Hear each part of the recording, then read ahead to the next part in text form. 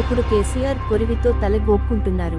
ఇప్పటికే ఆయన పార్టీ ఇటు రాష్ట్రంలో అట్టడుగుకి వెళ్లిపోయింది, అటు కేంద్రంలో శూన్యం అయిపోయింది. గతంలో మాదిరిగా ఆయన బిల్డప్ మాటలు, ఉడత ఊపులు ఊపితే భయపడేవారు, నమ్మేవారు ఎవరూ లేరు.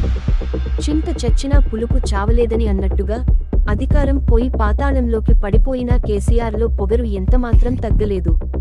లక్షల పుస్తకాలు చదివిన ఈ కుహనా మేధావికి ఎక్కడ నెగ్గాలో, ఎక్కడ తగ్గాలో తెలియడం లేదు.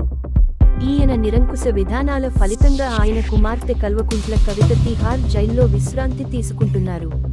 కాళేశ్వరం కేసులో కావచ్చు, ఫోన్ ట్యాపింగ్ కేసులో కావచ్చు, మిగతా అవినీతి కేసులలో కావచ్చు కేసీఆర్ కుటుంబం మొత్తం జైలుకు వెళ్లే సూచనలు కనిపిస్తున్నాయి.